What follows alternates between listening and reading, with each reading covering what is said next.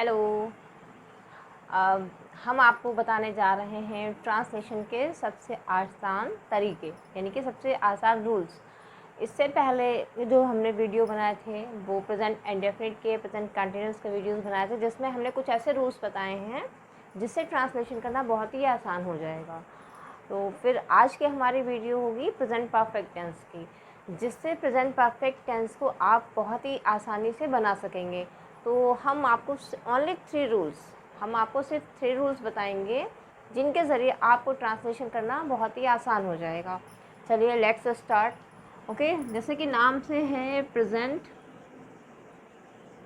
Perfect.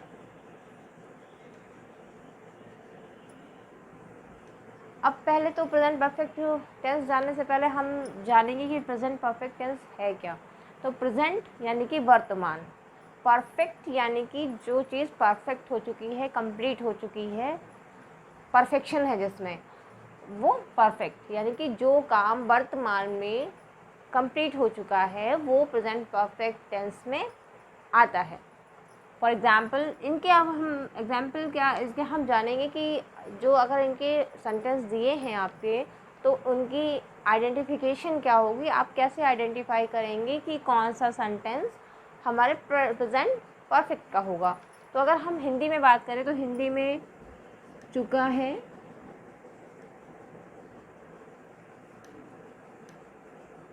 चुकी है और चुके हैं सेंटेंस के लास्ट में आता है। या फिर या है आता है, उसने ऐसा काम कर लिया है, उसने अपना काम पूरा कर लिया है। तो या है या तो जिसमें आता है, यानी कि इसमें सेंटेंस कंप्लीट होते हैं। अब हम इसकी इंग्लिश में बात करें, अगर आपके इंग्लिश में सेंटेंस दिए गए होंगे तो इसमें क्या इंग्लिश के सेंटेंस में क्या पहचान होती है, हैज़ या हैव होगा और इसके साथ ही वर्ब की थर्ड फॉर्म दी होती है। परफेक्ट में हमेशा वर्ब की थर्ड फॉर्म होती है, चाहे वो प्रेजेंट परफेक्ट का हो या पास्ट परफेक्ट का हो या फिर फ्यूचर परफेक्ट का हो। परफेक्ट टेंस में हमेशा ही थर्ड फॉर्म ही यूज़ की जाती है। तो सबसे आज तो हम बात कर रहे हैं प्रेजेंट परफेक्ट की, तो हम पहले प्रेजेंट परफेक्ट के आपको रूल्स बताएंगे।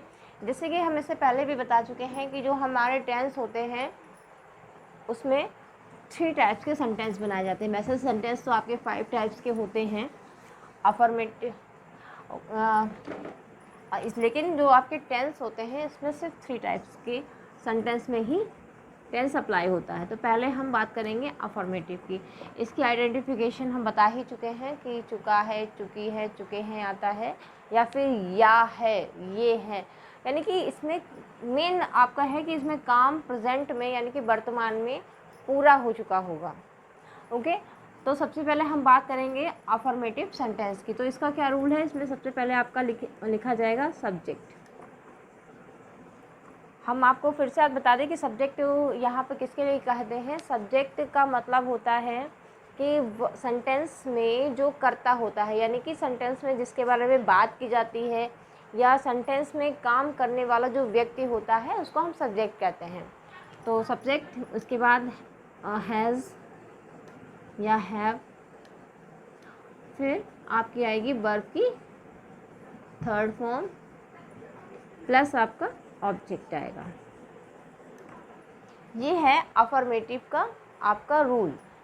ओके, अब हम बात करेंगे, अब हम पहले आपको नेगेटिव बताने से पहले हम ये बता देंगे कि किसके साथ हैज़ का यूज़ होता है और किसके साथ हैव का यूज़ होता है। अगर हम हैज़ की बात करें तो हैज़ हमेशा सिंगुलर सब्जेक्ट के साथ यूज़ होता है। जो भी सिंगुलर सब्जेक्ट होंगे, for example he, she, it, और या किसी भी व्यक्ति का नाम हो, कोई भी एक व्यक्ति जो भी सिंगुलर होगा यानी कि एक वचन का होगा उसमें हैज़ का यूज़ करेंगे। अगर हम हैव की बात करें तो हैव हमेशा आई, यू और प्लूरल सब्जेक्ट के साथ यूज़ होता है। प्लूरल सब्जेक्ट यानी कि आपके बहुवचन, यानी कि जो भी व्यक्ति एक से ज़्यादा अगर होंगे तो उनके साथ हैव का यूज़ होता है, और सिंगुलर सब्जेक्ट के साथ हैज़ का यूज़ होता है। तो आई थिंक ये आपको क्लियर हो गया होगा कि किसके साथ हम हैज़ का यूज़ करेंगे, किसके साथ हैव का यूज़ करेंगे। ओके, अब हम आपको प्रेजेंट परफेक्ट का नेगेटिव सेंटेंस बताएंगे। बहुत ही आसान है। अगर आप ये रूल्स सीख लेते हैं, अब इनको समझ लेते हैं अच्छे से, तो ट्रांसलेशन करना बहुत ही मुश्किल नहीं है। ओके, चलिए अब हम बात करते हैं निगेटिव सेंटेंस की।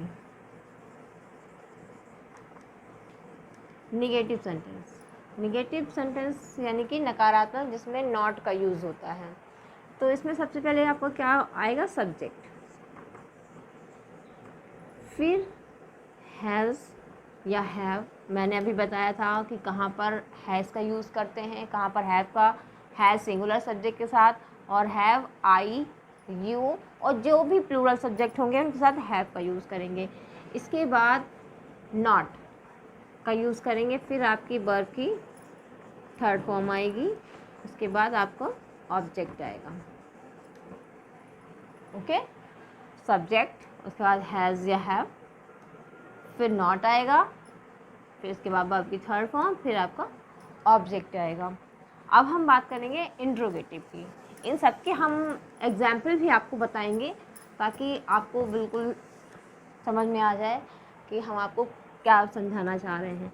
अब हम बात करेंगे इंट्रोगेटिव सेंटेंस की, यानी कि क्वेश्चन, प्रश्नवाचक जिसको कह सकते हैं।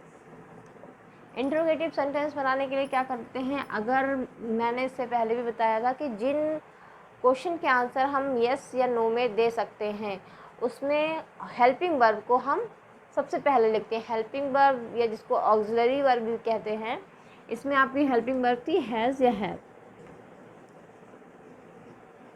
तो अगर हम किसी भी क्वेश्चन का आंसर यस या नो में देते हैं, तो उसमें सबसे पहले हम हैज़ या हैव लिखते हैं। उसके बाद आपका सब्जेक्ट, फिर आपकी वर्ब की थर्ड फॉर्म आएगी। अगर इसमें नॉट का यूज़ करना है, तो यहाँ पे सब्जेक्ट के बाद हम नॉट का यूज़ करते हैं। अगर सेंटेंस में आपके नहीं है, वर्ब की थर्ड फॉर्म प्लस आपका ऑब्जेक्ट होगा। अगर हम बात करें कि ऐसा क्वेश्चन है जिसमें हमको रीज़न देना पड़ता है, फॉर एग्ज़ाम्पल कि उसने ऐसा क्यों किया, वो वहाँ क्यों गया, जिसमें हमें रीज़न बताना पड़ेगा, तो हमें पहले, उससे पहले क्या करना पड़ेगा? क्वेश्चन वर्ड लिखना पड़ता है। तो सबसे पहले क्वेश्चन वर्ड लिखेंगे, उसके बाद आपका सेम सेंटेंस वही रहेगा, उसका हैज़ या हैव, फिर आपका सब्जेक्ट आएगा, इसके बाद वर्ब की थर्ड फॉर्म, फिर आपका ऑब्जेक्ट आएगा।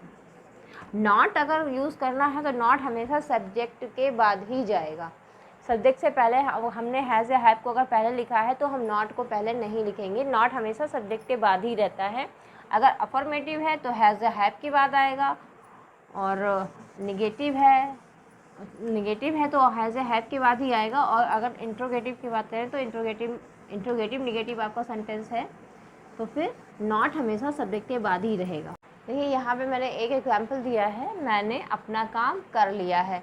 मैंने आपको स्टार्टिंग में, वीडियो की जब स्टार्टिंग हुई तभी मैंने आपको पहचान बताई थी कि कैसे हम सेंटेंस को पहचानेंगे कि वो किस टेंस का है। तो है से तो ये क्लियर होता है कि ये प्रेजेंट टेंस का है, यानी कि जो सबसे लास्ट में वर्ड आता है आपका, उससे ये पहचान होती है कि वो प्रेजेंट टेंस का है, या पास्ट का है, या फिर फ्यूचर का है। अगर है यहाँ पर दिया हुआ है, इसका मतलब ये प्रेजेंट टेंस का है, क्योंकि है हमेशा प्रेजेंट टेंस में ही यूज़ होता है। अब इससे पहले का जो वर्ड होता है, यानी कि लिया, या जो भी वर्ड दिया होगा, उससे ये पहचान होती है कि वो टेंस के किस पार्ट का है। यानी कि है से क्लियर हुआ ये प्रेजेंट टेंस का है, ठीक है। तो इससे पहले का जो वर्ड होगा उससे ये क्लियर होगा कि ये प्रेजेंट टेंस के किस पार्ट का है। अब लिया है यानी कि मैंने अपना काम कर लिया है, यानी कि मेरा काम पूरा हो चुका है। हम इस तरह से भी कर सकते हैं, मैं अपना काम पूरा कर चुका हूँ।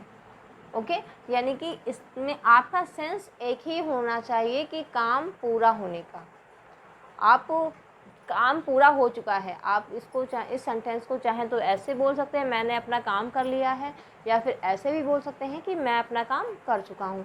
दोनों का सेंस एक ही है कि आपने अपना काम पूरा कर लिया है। तो इसको कैसे बनाएंगे? पहले हम अफर्मेटिव की बात करें तो अफर्मेटिव में सबसे पहले आपका आएगा सब्जेक्ट, यानी कि जो भी सेंटेंस में हम जिसके बारे में बात करते हैं, या फिर कहे सेंटेंस में जो मेन होता है, जो काम करता है।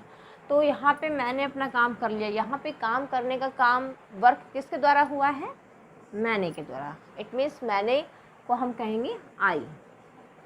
अब हमें इसके साथ हेल्पिंग वर्ब लगानी है, यानी कि ऑक्सिलरी वर्ब, जिसको सब्जेक्ट के बाद आपके रूल्स में है, अफर्मेटिव के रूल में है सब्जेक्ट, फिर हैज़ या हैव, फिर वर्ब की थर्ड फॉर्म, फिर ऑब्जेक्ट। तो हमें अपने सब्जेक्ट के अकॉर्डिंग हैज़ या हैव का यूज़ करना है। तो आई के साथ हैव का यूज़ होता है। आई हैव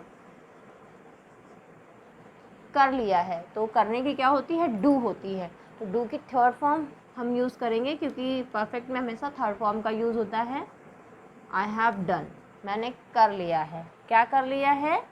अब हमें ऑब्जेक्ट का यूज़ करना है, क्योंकि सब्जेक्ट हो गया, उसके बाद हैज़ या हैव जो होती है हेल्पिंग वर्ब, या जिसको ऑक्सिलरी वर्ब भी कहते हैं, वो भी लिख गया है। उसके बाद वर्ब की थर्ड फॉर्म भी लिख गई है।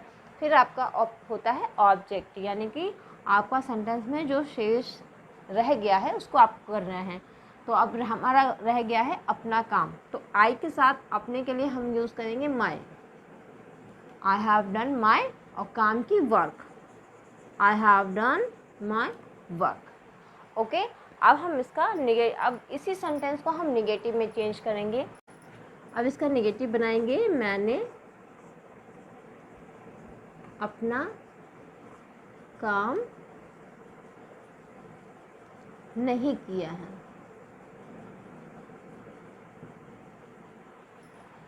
ओके, तो नहीं से ये क्लियर हुआ है कि ये निगेटिव सेंटेंस का है से ये क्लियर हुआ है कि ये प्रेजेंट टेंस का है, और किया है से ये कंप्लीट हो गया है कि आपके परफेक्ट का है, यानी कि काम पूरा होने का वर्क अभी नहीं हो पाया है, तो ये परफेक्ट टेंस का है। तो इसमें सबसे पहले क्या करेंगे? सब्जेक्ट, यानी कि आई के साथ हैव, आई हैव। निगेटिव में हैज़ या हैव के बाद नॉट का यूज़ करते हैं, तो फिर हमें यहाँ पे नॉट का यूज़ करना है। I have not. अब काम नहीं किया, किया की क्या होगी? डू की third form done. I have not done, मैंने क्या नहीं किया है? अपना काम। तो I have not done my work. Okay, ये हो गया आपका निगेटिव। अब हम बात करेंगे इंट्रोगेटिव सेंटेंस की। इंट्रोगेटिव सेंटेंस मैंने आपको दो तरह से बनाना बताया है। तो हम दोनों प्रकार के जो दोनों काइंड्स के सेंटेंस हैं हम वो बनाएंगे। पहले है, क्या मैंने अपना काम कर लिया है? तो इसका आंसर हम यस या नो में दे सकते हैं। क्या मैंने अपना काम कर लिया है? नो या फिर यस, जो भी आपका आंसर होगा, लेकिन इसका आंसर हम यस या नो में दे सकते हैं। इसीलिए हमें सिर्फ हेल्पिंग वर्ब को आगे लिखने की ज़रूरत है। तो हमारा सब्जेक्ट है आई के साथ यूज़ होता है हैव, तो हमें सबसे पहले लिखना होगा हैव। इसके बाद सब्जेक्ट हैव आई, फिर है वर्ब की third form have I done, फिर क्या है? अपना काम, have I done my work, and in the end we have to use question mark. अब हम दूसरे टाइप का क्वेश्चन बनाएंगे। तो यहाँ पे क्वेश्चन वर्ड है आपका कब, यानी कि हमें टाइम बताना है कि मैंने अपना काम किस समय किया है, कि तो कब की होती है? व्हेन। तो हमें सबसे पहले क्वेश्चन वर्ड लिखना होता है, वो है आपका व्हेन। इसके बाद सब्जेक्ट के अकॉर्डिंग हैज़ या हैव को लिखना होगा। तो आई के साथ यूज़ होता है हैव, तो हमें हैव को आगे लिखना होगा। व्हेन हैव आई, फिर subject, when have I done my work. Okay, अगर सेंटेंस इंट्रोगेटिव निगेटिव है तो फिर ये सेम चीज़ ये रहेगी, बस यहाँ पे आपको नॉट का यूज़ करना पड़ेगा। अगर आपका इंट्रोगेटिव निगेटिव है, यानी कि क्वेश्चन भी पूछा गया है और नहीं भी दिया है सेंटेंस में, तो आपका नॉट अपनी जगह पर ही रहेगा, हैव को आगे लिखेंगे। ओके, आई थिंक आपको ये क्लियर हो गया होगा। तो जो कुछ बेसिक बातें होती हैं, जो कुछ रूल्स होते हैं जिनको आपको ध्यान देना है, जिससे ट्रांसलेशन करना बहुत ही आसान होगा। इसमें आपकी पहचान है प्रेजेंट परफेक्ट की, जैसे कहें कि काम का कंप्लीट होना पाया जाता है। काम इसके लास्ट में या है भी दिया होता है, चुका है, चुकी है भी दिया होता है, और इसमें सबसे पहले सब्जेक्ट और इसमें वर्ब की मेन चीज़ है इसमें वर्ब की थर्ड फॉर्म का यूज़ करेंगे। थर्ड फॉर्म हमेशा परफेक्ट टेंस में ही यूज़ की जाती है, चाहे वो फिर प्रेजेंट का हो या फिर पास्ट का हो या फिर फ्यूचर का हो। तो आई थिंक आपको समझ में आ गया होगा। तो फिर अगर आपको मेरी वीडियो पसंद आई हो तो प्लीज़ लाइक और सब्सक्राइब करना ना भूलिएगा। Thank you.